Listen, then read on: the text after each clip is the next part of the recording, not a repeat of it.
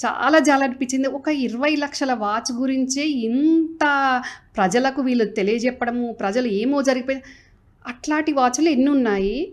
కవిత 20 లక్షల వాచ్ పెట్టుకోవడం అనేది వాస్తవంగా ఇప్పుడు వాళ్ళున్న పరిస్థితుల్లో గానీ, వాళ్ళు సంపాదించుకున్న ఆస్తుల్లో గానీ చాలా చిన్న విషయమండి.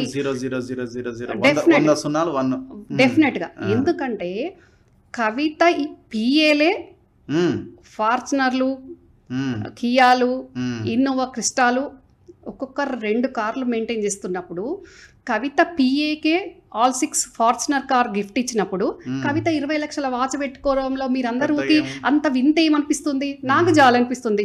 ఎందుకంటే మీకు పాపం తెలియదు. ఈ 20 లక్షల వాచ్‌కే ఆశ్చర్యపోతున్నారు. కానీ ఈరోజు కవిత పిఏకు కవిత ఫార్చునర్ కార్ గిఫ్ట్ ఇచ్చే పరిస్థితిలా కవిత ఉంది. తీసుకునే దాంట్లో పిఏలు ఉన్నారంటే ఇక ఈ వాచ్ది ఏం లెక్క అండి? ఏం లెక్క చెప్పండి?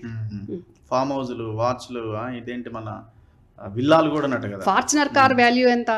40-45 లక్షలకు తక్కువ ఉండదు. ఇక 20 లక్షల వాచ్ది ఏం లెక్క అండి?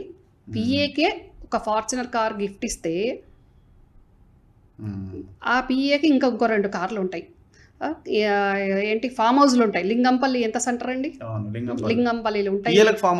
పిఏలకు ఫామ్ హౌస్లు ఉన్నాయి. పిఏలకు ఫామ్ హౌస్లు ఉన్నాయి. ఫామ్ హౌస్ లేని కవిత పిఏ లేడు ఫస్ట్ ఆఫ్ ఆల్.